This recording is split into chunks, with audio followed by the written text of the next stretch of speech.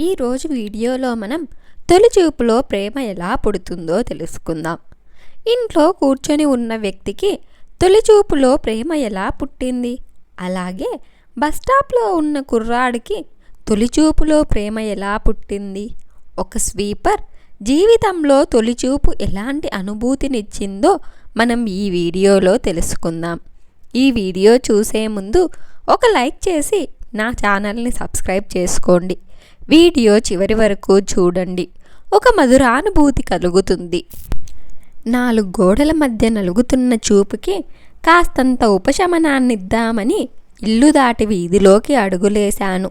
సాయంకాలపు చల్లటి గాలి అలా నన్ను కౌగులించుకునేసరికి మూసుకుపోయిన స్వేదరంధ్రాలు ఒక్కసారిగా విచ్చుకున్నాయి.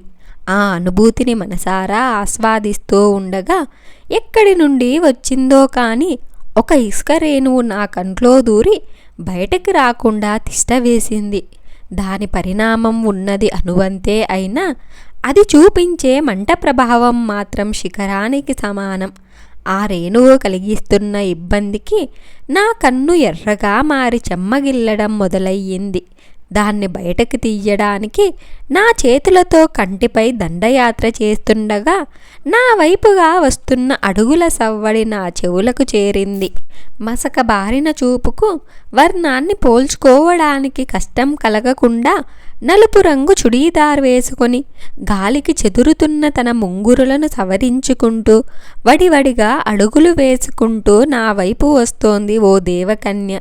అప్పటిదాకా మంటతో విలవిలలాడుతున్న నేను తన అందాన్ని చూసి స్తంభించిపోయి అలా చూస్తుండిపోయాను.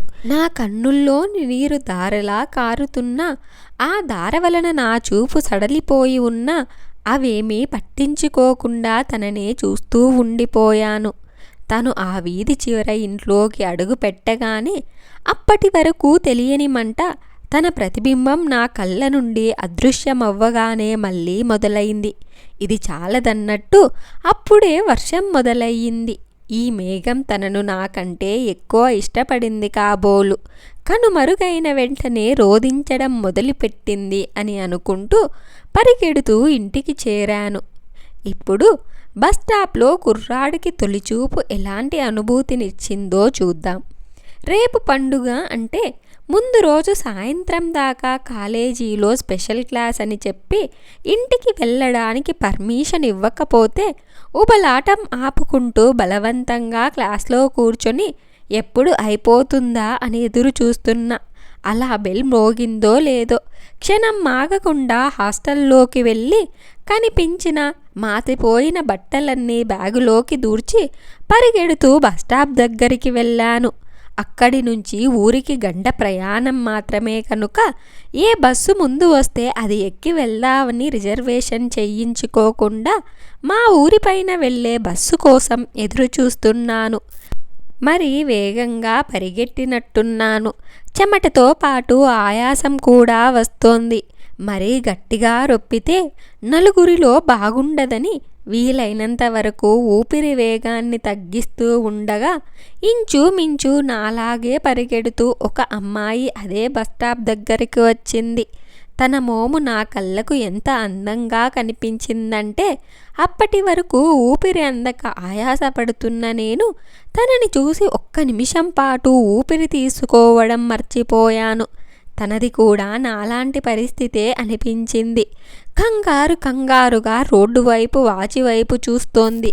మధ్య మధ్యలో తన నుదుటిపై పడుతున్న ముచ్చెమటను తన కుడి చేతి చూపుడు వేలుతో తుడుచుకుంటున్నప్పుడు తన చెవికి వేలాడుతున్న జుంకా లయబద్ధంగా ఊగుతున్న సన్నివేశం చూసి ఇక్కడ నా గుండె లయ తప్పేటంతటి పనైపోయింది.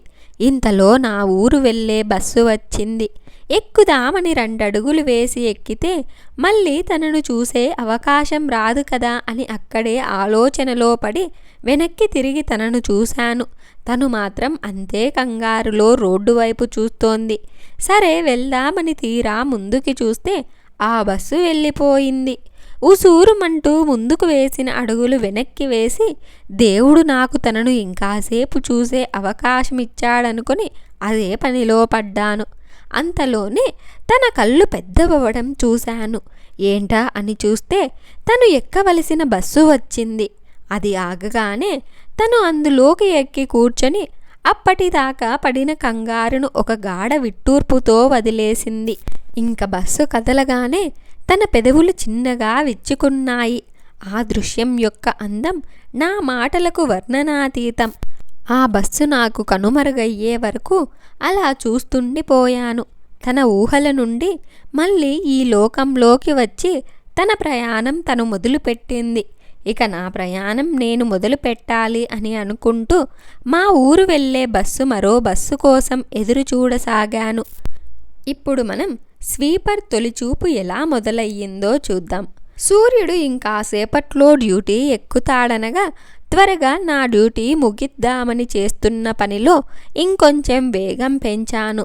బర్ బర్ అని నేను చీపుర్ని రోడ్డుపై రాకినప్పుడు చేస్తున్న చప్పుడు తప్ప ఇంకే సవ్వడి లేదు ఇక్కడ. ఇంక తెల్లవారలేదు కనుక జనసంచారం పెద్దగా లేదు. అసలే ఆదివారం కాబట్టి మనుషులు వచ్చి రోడ్డుని మళ్ళీ చెత్త చేసేలోపు త్వరగా మొత్తం ఊడ్చేయాలని నా చీపురు చేసే శబ్దం యొక్క తురుచుదనాన్ని పెంచాను. మొత్తానికి రోడ్డు మొత్తం శుభ్రం చేసేసరికి చెమటతో ఛాతి తడిసిపోయింది.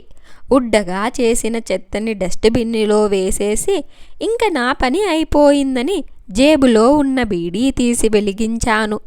గప్పుమని వేడిగా నేను వదులుతున్న పొగ చలికాలం వల్ల ఏర్పడిన మంచును కొంత కరిగించి మసకగా ఉన్న దృశ్యాన్ని వీలైనంత వివరంగా చూపించే ప్రయత్నం చేస్తోంది.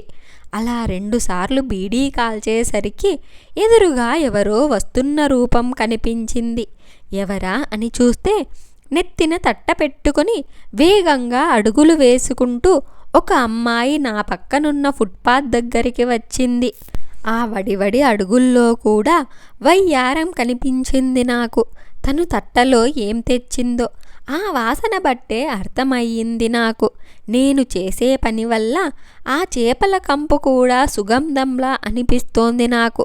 తను తెచ్చుకున్న చేపలు అన్నీ ముచ్చటగా సర్దుకుంది. ఒక 10 నిమిషాలు అలా తననే చూస్తుండిపోయాను నేను. ఇప్పుడు సూర్యుడు డ్యూటీ ఎక్కాడు గనక ఇక్కడ ఆ అమ్మాయికి బేరాలు రావడానికి ఇంకా కొంచెం సమయం పట్టేటట్టుంది. తన దగ్గరకు వెళ్ళి మాట్లాడదామా అని అనుకుంటే తను ఒక్క బేరం కూడా ఇంకా రాలేదన్న చిరాకులో ఉంది. ఈ సమయంలో నేను వెళ్ళి మాట్లాడించడం సబబు కాదని అనిపించింది.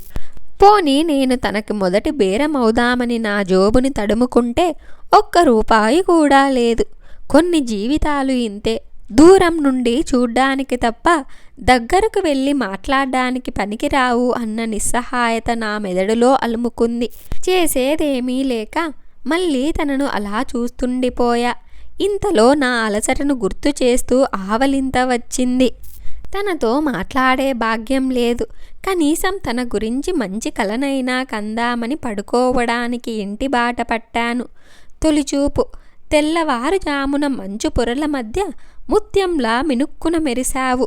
నీ అందం చూసి అసూయ చెందిందేమో. కెంపుల్లాంటి సూర్యకిరణాలకు నీ చుట్టూ ఉన్న మంచు అలా కరిగిపోయింది. నాకు నీ అందాన్ని ఏ అడ్డంకి లేకుండా చూసే భాగ్యం కల్పించింది. నీ సొగసరి నడకకు ముగ్ధురాలై ఈ నేల నువ్వు పాదం మోపిన చోట గోమేధికంలా మారినట్టు అనిపించింది నాకు. నీలిరంగు నింపుకున్న నింగి నీ వయ్యారాన్ని చూడడానికి ప్రకృతికి పుష్యరాగం రంగు పులిమింది. ఇంతలో నువ్వు నాకు చేరువై నా పక్క నుండి నన్ను దాటుకుంటూ వెళ్ళేసరికి నాకు కలిగిన హావభావాలను అదుపు చెయ్యడానికి 1000 పగడాలకైనా అసాధ్యమైన పనే. అందులో నుండి తేరుకుని నీ కోసం చూసేసరికి ఆకుల మధ్యలో కలిసిపోయిన మరకతంలా అదృశ్యమయ్యావు.